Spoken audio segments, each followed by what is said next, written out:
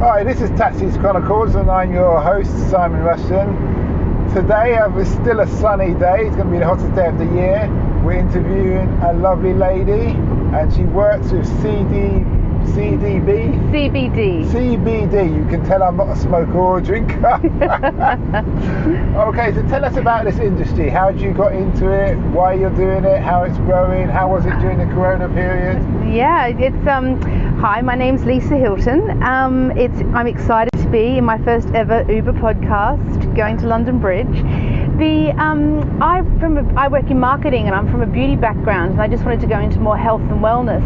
And I came across the CBD as a growing market, and I was just overwhelmed by it because it's taking all the really healthy extracts from the hemp plant and delivering them as a life-changing CBD oil that's the biggest health growth market in the UK, but still technically banned.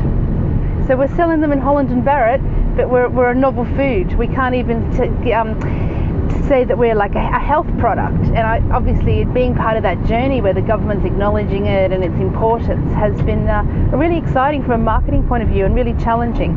Much more fun than anti-aging products. Yeah. So how, if it's banned, how are you able to sell it? You have to prove that when they've grown the hemp plant, we grow ours in Switzerland, you have to prove that you have extracted all the THC. So there's no hallucinogenics or your traditional hash marijuana aspects to it.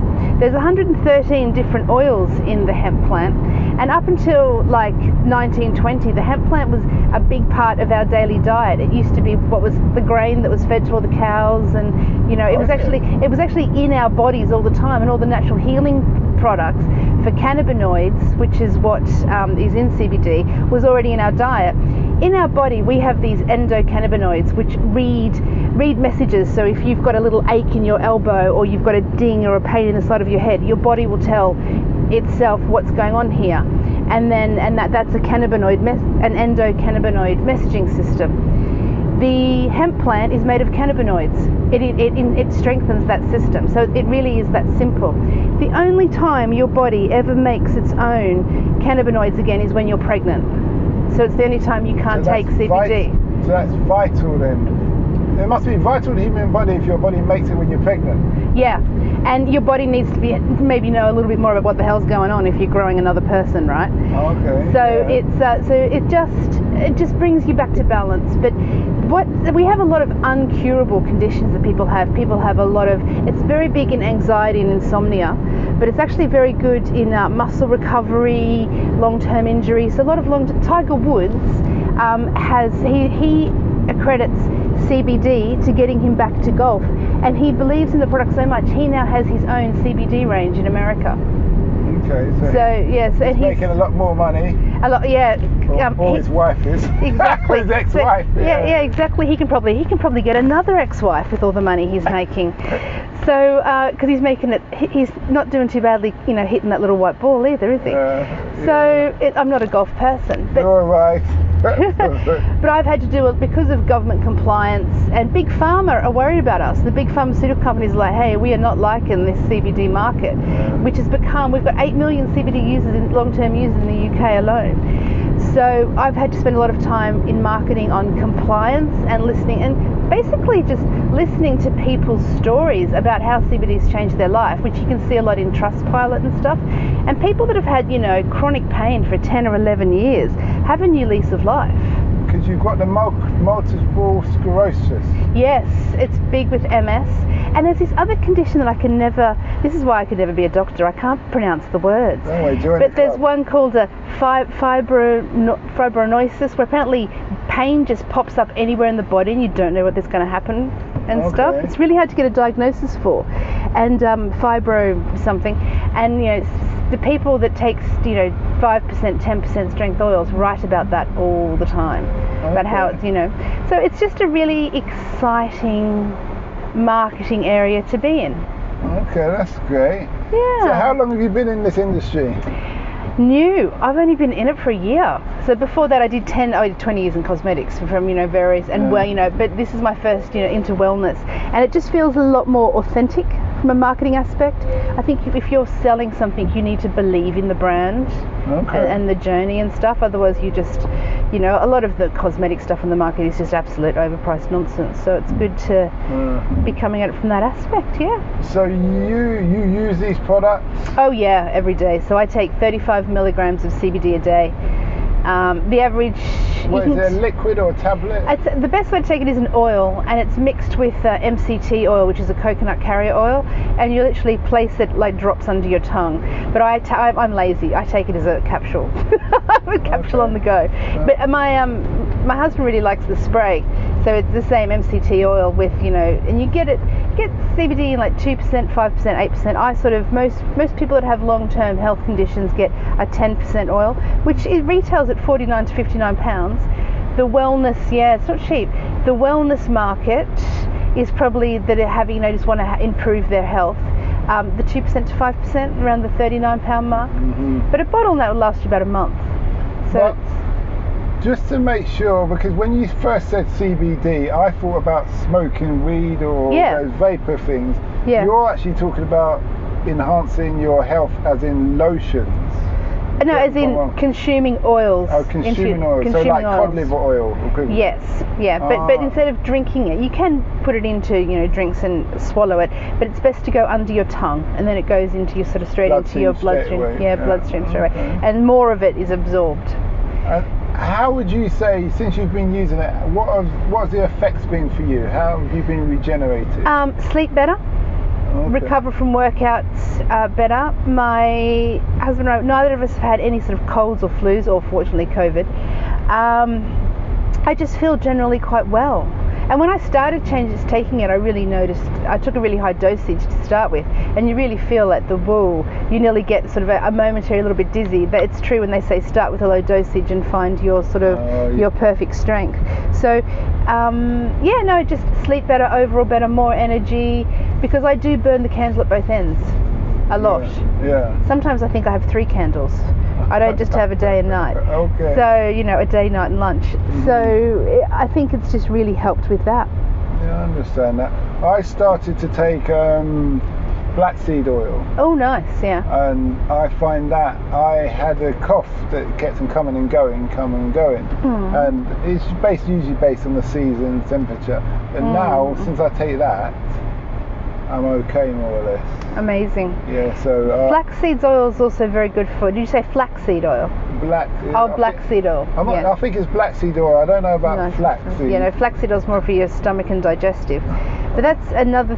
we have a lot of people that take high dosages of CBD that have Crohn's disease. And the company I used to work for, we did 5 milligram CBD gummy bears. And the amount... Gummy bears. A CBD gummy bear are the best thing ever. And they've got a 5 milligram dosage. How much do they cost? Well, you can get a whole big jar of those for £20 odd or something. You just take 2 a day. Yeah, someone would probably be tempted to eat the whole lot. Well, yeah, it's sweet, isn't it? And yeah, they're yummy. You'll be fine. I mean, nothing will happen to you. You probably sleep like a baby. But it's the amount of people that are giving the gummy bears to children, and it's just sorting out ADD. Oh, is it? Yeah, and kids on the spectrum, it's just leveling things out a bit. Oh, yeah, ADD. But that's just making them slow, though. No. It's just actually balancing them out a little bit, so that they don't slow them down. It's not a tranquilizer. CBD does that. It's not like marijuana. It doesn't make you sleepy or stoned or spacey. It just brings that sort of back to balance. Okay. So yeah, I've got a nephew who's sort of on the spectrum of ADD. No. Not autism, but the other side of it. Attention deficit. No, more high IQ, but then can't sort of focus on certain things, and or autism. I have a theory, to jump in there. I have a theory that when people say like he's attention deficit disorder, it's more of a thing where this child's not interested in that subject. Totally. Because they're not interested, they're just going to be doing active, and so they've got loads of energy to expel.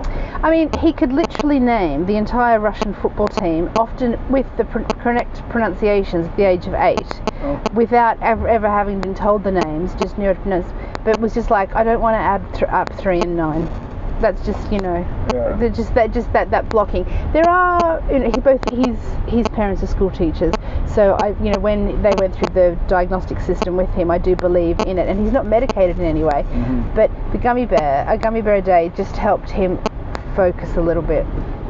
Okay. Yeah, but it also, I find it, on the other side, it fights my fatigue. You know, it brings it's back to the balance. And Holland and Barrett are selling products now in Boots. There are a whole aisle of them. I wonder how much do they go for? Good quality ones, you know, £29 for a month's supply through to, you know, £59. I mean, you can get a 30 or 40% strength, which serious bodybuilders use. Oh, yeah. And also all the websites that sell them on e-com do so many offers, you're never paying full price, and often you're getting 2 for 1. It's very rare you pay full price for these things. But I mean, bodybuilders and that, they get the 30%, and they're like a couple £100 a month for that oil. This sounds like a whole new industry to form. Yeah. You're saying big pharma or pharmaceutical Are worried. I understand, because they've always been the number one drug dealers on the block. Well, they're now conducting medical research to license CBD at a stronger level for medicinal use. So they've actually gotten on the bandwagon. Yeah, they're trying to get in at the top so they can control everything. Yeah, ironically owned by the American British Tobacco Company.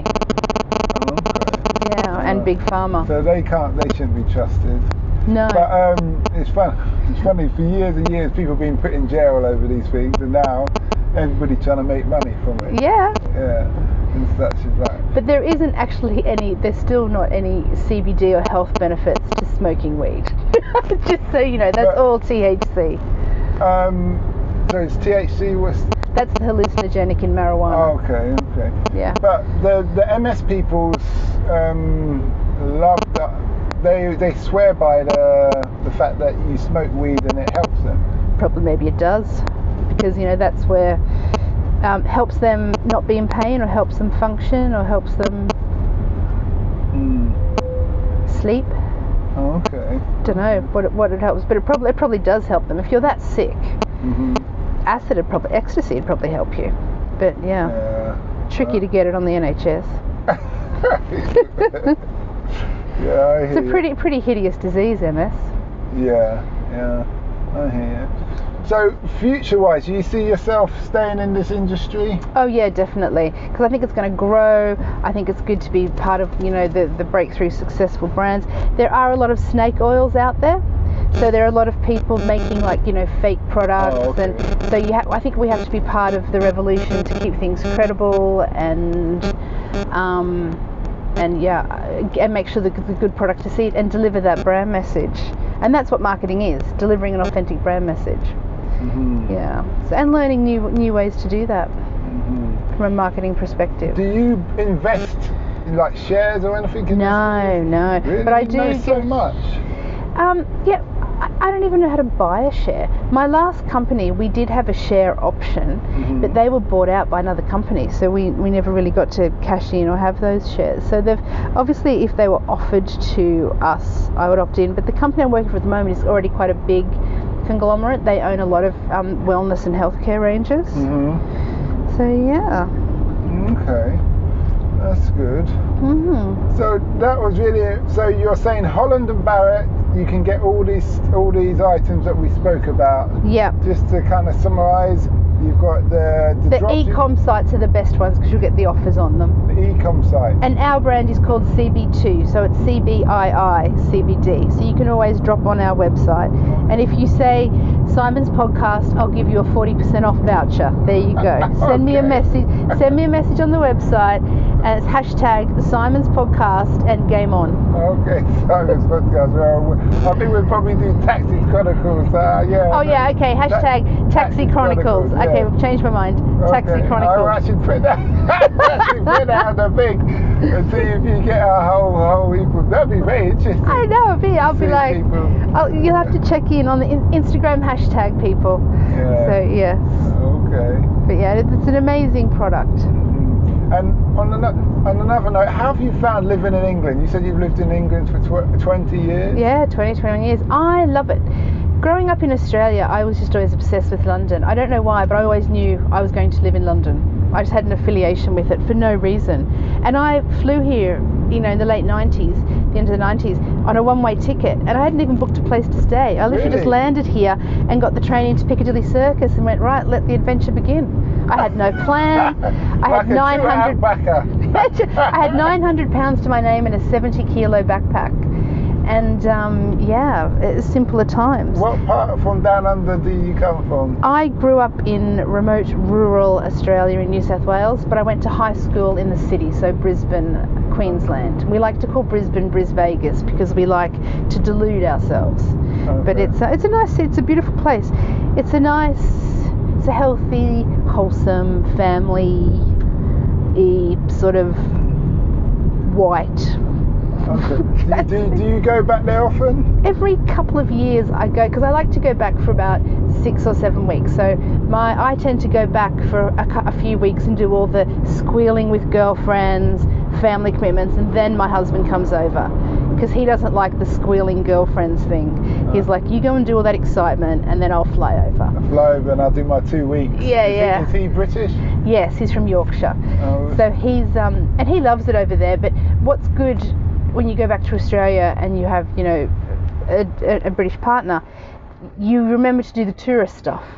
Because I never would have turned around and gone, oh yeah, let's stay at Noosa for 2 nights, or let's go out to one of the islands, or let's go and see, another city. Mm-hmm. And he loves it out there. But he talks a big talk. He thinks he'd love to live in Australia. It's 38 degrees today. You know what he's doing? He's getting ice packs out and he's moaning. It's like that every day with 100% humidity in Queensland. He would melt. Okay. He's all like, big voice. Hell no.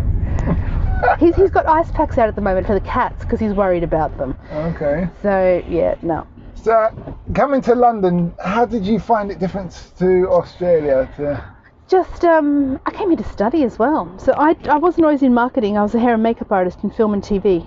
Okay. So I was a hairdresser in Australia, and I came over here and did a year with the BBC in makeup and wig making and prosthetics.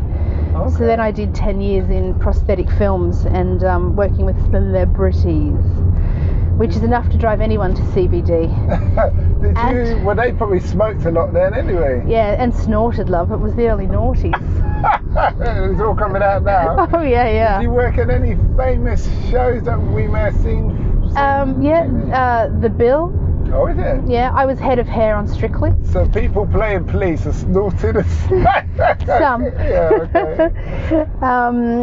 Some big films that I've worked on, feature films and Stardust, and headed up the hair team on Strictly, okay. Dancing on Ice, all those reality shows. They were very, big in that sort of late noughties time, weren't they? Mm. And I worked for every Prime Minister since John Major. Really? Including Boris, because I worked for him as hair and makeup artist when he was London Mayor. Yeah, loads of it. Boris get hair. Look, he's oh my God, I can't even tell you about his hair. I knew the week he was going to announce he was going to run for Prime Minister, because I knew that he'd called a certain hairdresser to cut his hair. And as soon as he got that haircut, if you ever Google Boris announcing he's running for Prime Minister, check out his hair that day. It's the only day it's looked good, and it was done professionally. So, wait, you were doing his hair and makeup beforehand? I was doing it when he was London Mayor. London Mayor. And I was taking care of him and Ken Livingstone when they were at war about who was going to become London Mayor. Okay. Yeah. And they hate each other. Really? They literally hate each other? They literally hate each other. Okay. But Boris hasn't got much love now. But then I think the British public love to hate. Yes. They love to, you're trying to do the job, and they just want to kick you when you're down. Oh yeah, for sure. But there's a lot of people on his case as well that are clever people, like lawyers and that, and they're sort of, people are finally standing up and going, look, Boris, you can't give your mates £250 million contracts to deliver masks when they're bankers and they've never bought a mask in their life. Is that what he's doing? Yeah, it's in the papers today. But there's so all the COVID contracts. He's a Trump, isn't he? He's Trump's English cousin. And I remember, it was great for me living in, homeowner in East London. But when he got the Olympics going, it was all about his mates building apartments. Don't forget, he rezoned Stratford from a Zone 3 to a Zone 2 for his mates with the builders. Really? Yeah. So Stratford's a Zone 2? Yeah, now it was Zone 3 back then. So it's like, yeah, he is, but I think he's dodgy. I think he'd like to be. It's sad. I think he'd like to be a good prime minister, but it's just that temptation of making the millions. And don't forget, he's got a lot of illegitimate children and wives to be paying off on a weekly basis. Yeah, he's got a illegitimate child that he And he's not married, is he? No, not to this one. He's divorced once or twice.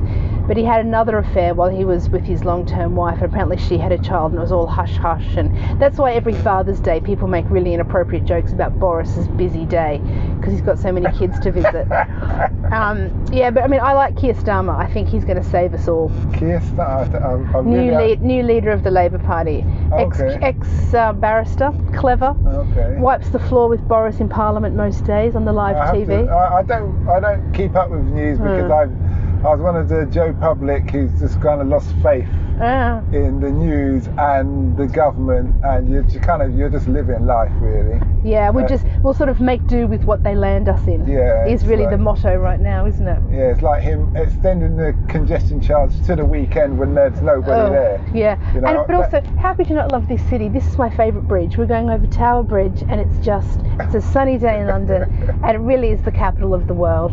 Yeah. Nothing brings us down. I just love the London attitude. It's a brutal city, but that works for me. Stiff upper lip attitude, isn't it? I suppose it's what built empires in the old days, anyway. Yes. Yeah, and stuff. Well, it's been a very interesting talk with you. It's been a very interesting talk. Thank you. I never thought I'd do a podcast, which is interesting. Well, I'm glad you did, and you've got a lot more to you, from the travelling to the CBD just to the old beauty. Age, Simon. It's old age. No, it's not old age. You're only a year older than me, but we won't mention ages. No, even though it's a podcast, no one can see us. And I think personally, you should have your own brand. Because you know your stuff. Yeah. You're channeling all this energy into somebody else's. True. And you love the product and why it's there, and you could start up a partnership with somebody or something. Start invest. I don't know what your husband does, but no, he's the practical one. He's got a proper job. So yeah. Well, your job seems to be taking you places. You've impressed me. Thank you. But no, it's true, and I think it's just, as long as you're always learning, that's the most important thing, isn't it? As long as you're always learning, and you can put that into practice with your own projects in the future, for sure. That's great. And you have no regrets. No. That's the way to live life. Because a lot of people, over the years, people said, don't become a freelancer, or don't, try and go into that competitive industry. I've never not tried something I've wanted to do. And, so no regrets. Even if I've lost money, or maybe I'm not as financially well off as my friends that got their first PAYE job at 19 and worked all this time. They might have their mortgages paid off now and I don't, whatever. No regrets. I've lived how I've wanted to. I understand. Okay, that's great. Well, listeners, I hope you liked that episode. The lovely lady telling us about her industries, plural, and her successes and the knowledge. I'm sure I'm actually considering taking this CBD, but even though you are talking to a guy who's never smoked or drinked in his life, so it will be a big change for me. But you talk about health benefits, which is something exceptional. Yes. Please share, like and subscribe so you can get the daily update. Don't forget, we post twice a day at 8 a.m. in the morning and 5 p.m. in the evening, 7 days a week without fail. We also have our sister podcast, Africa Investor Stories, talking about people, real investors with real stories from around the world who've invested in Africa and why they have invested. Apart from that, have a nice day.